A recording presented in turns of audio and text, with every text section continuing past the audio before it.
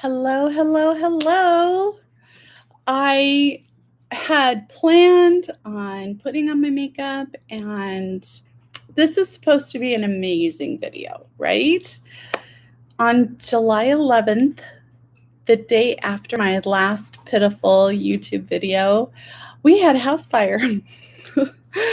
So yesterday was my 1-year anniversary of my gastric bypass surgery, and I couldn't just let that go without making a video for you. I didn't get it done yesterday because it didn't feel good, and I almost got through today without doing it, but no, I have to celebrate this momentous achievement because I worked so hard to get the surgery. I don't know if any of you are working towards getting bariatric surgery or weight loss surgery. You know what a difficult road that is, and all the hoops that you have to jump through, and how hard you have to prove that you're trying to lose weight through other means. So I worked so hard to get to that point. I finally made it, and now we're a year later, and I just have to get on to celebrate with you guys, my YouTube family.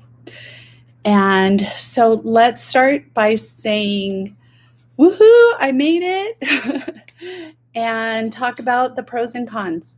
What are 5 good things and 5 not so great things about being a year out after gastric bypass surgery, right? So we'll start with the good. The great things. I have lost 100 pounds. That is amazing. I no longer use an insulin pump.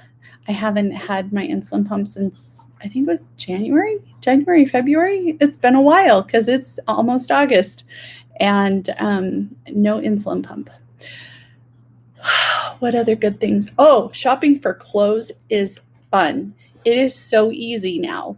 I mean, like, I wear small. I wear size small, which is weird. Sizes have definitely changed while I've been fat, because in 1986, when I weighed 135 pounds, I did not wear a small. Now, I might be comparing, I was probably wearing junior's clothes back then. So maybe that's the difference. Now I'm a women's size small. So maybe that is the difference. I'm not sure. I can't time travel to investigate. I don't know. Let's see. What are some other good things? That was 3 good things, right? So,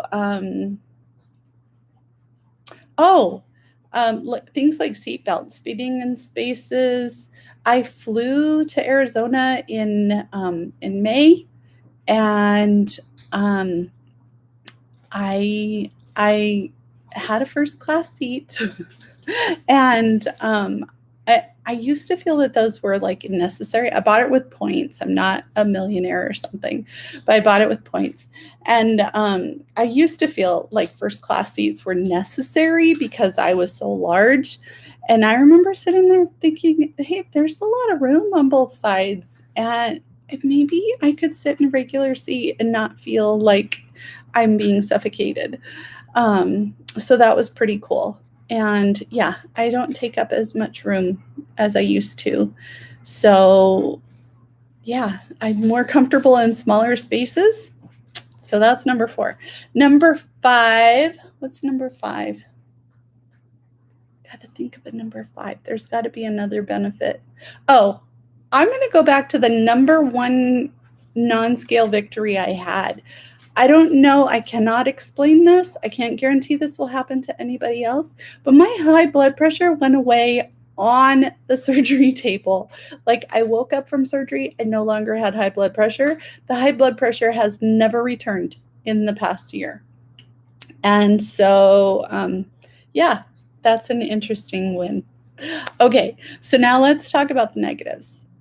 The number 1 negative for me, I don't have a butt. So let me show you what I'm sitting on. This is called a Roho cushion, and it's actually an inflatable cushion. I had a consultation with a plastic surgeon, and I was like, dude, I have no butt. Let me put this back up. I have no butt, and it's literally painful to sit on almost any surface because my tailbone just makes direct contact with anything that I sit on. And he's like, surgery is not going to help with that. So he told me to buy this cushion. You can buy them on Amazon. They cost like $70. And so I have 3 of them. I'm sitting on one of them. And anyway, we won't talk about why I have 3 of them. But, well, because I have, okay, we had a house fire on July 11th. I already mentioned that. And my house is 3 levels. I have a basement, main floor, and top floor. It's a townhouse. And so I had one for each level of my house. So I didn't have to constantly carry a cushion around to sit my butt on.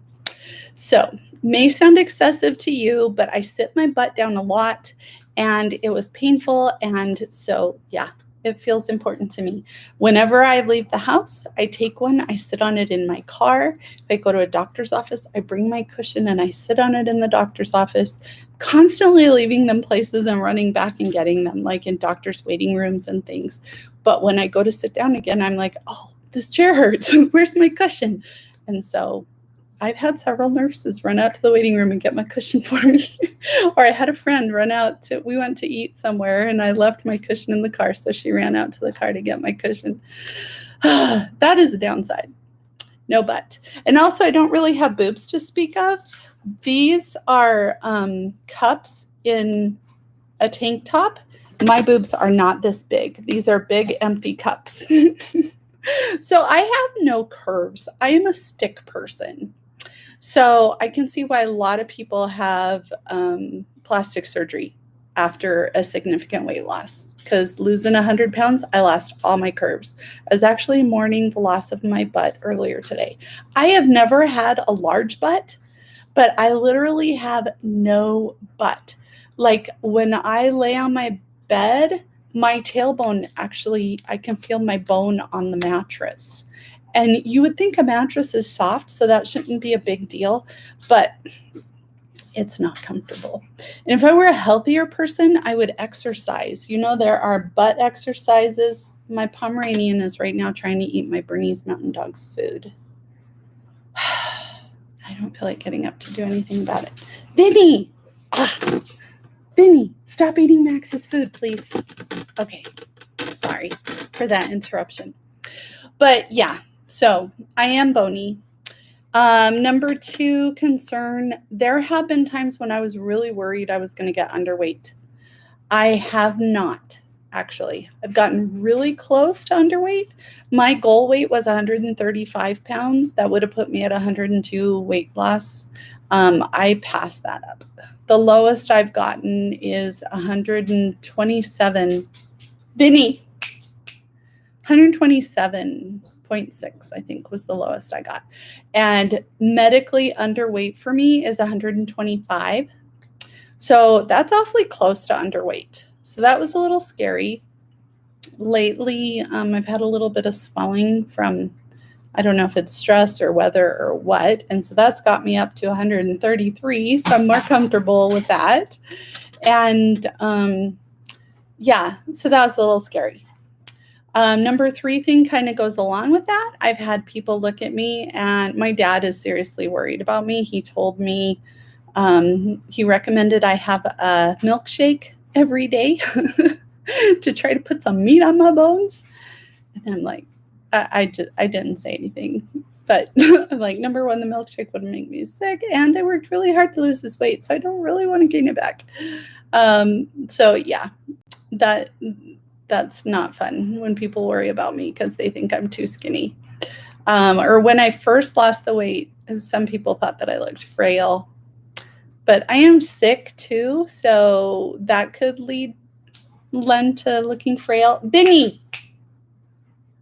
I should probably go move that dog food, but I'm just going to annoy you guys by yelling at my dogs.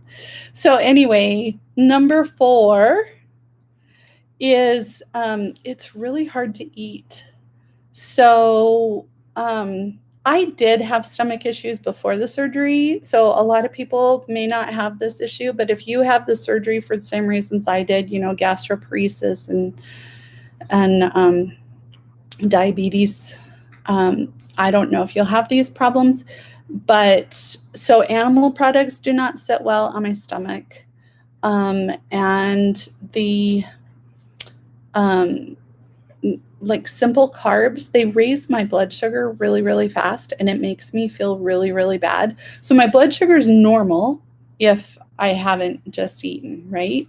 But if I eat like corn chips, my blood sugar shoots up to like 250 and I feel like death. And it's just awful. So I feel best on a raw fruit and vegetable diet.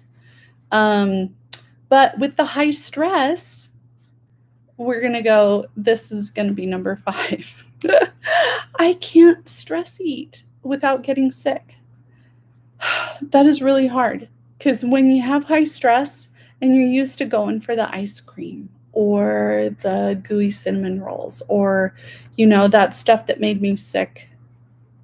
I don't know. My brain's arguing with me right now, saying it's not the food's fault.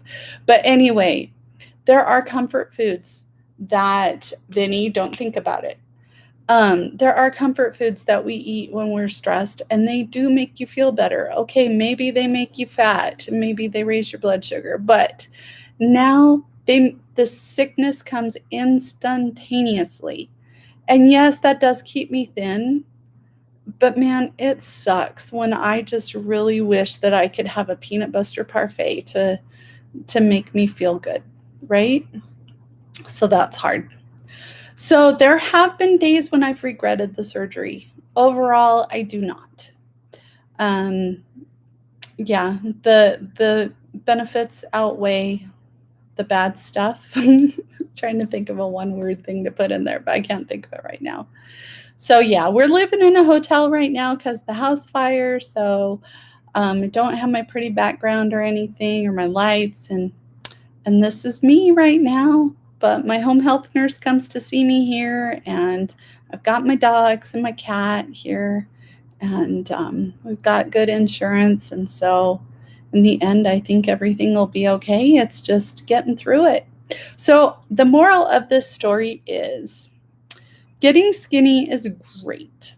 It's good for your health in a lot of ways, and makes it easier to go shopping. And if you're not sick, it makes it so that you can do a lot of fun recreational activities. But life, I don't want to be a downer, but I can't help it with all my stress going on. Life is hard, and being skinny doesn't change that. And there are still house fires and sicknesses and relationships and stress and all that stuff, even if you're skinny. So if you're just thinking about gastric bypass surgery because you're thinking, if I was skinny, my life would be perfect, don't do it. If you're thinking about doing it because you have health issues and it may actually save your life, then yes, I am all for that. But I just want you to know, if life was hard as a fat person, it's still going to be hard as a skinny person. My stress has not gone away. We have had so much stress recently. So much. And I laugh. That's like hysterical laughter, I guess. I don't know. I am trying to be positive, and my videos have been pretty darn depressing lately because of the stress. And then we had a house fire on top of it. And I'm sorry I keep bringing it up, but it's a big deal to have a house fire. So I just want to share that with you. I do want to celebrate my 1-year anniversary of gastric bypass surgery. There are a lot of great things about it, but it doesn't make it so your life is perfect and no problems for the rest of your life, if that makes sense. So any questions or comments are welcome, and I love you guys. And I'll put a link for this cushion in the sinks in the comments in case there are any other buttless people watching. Have a great day. Bye.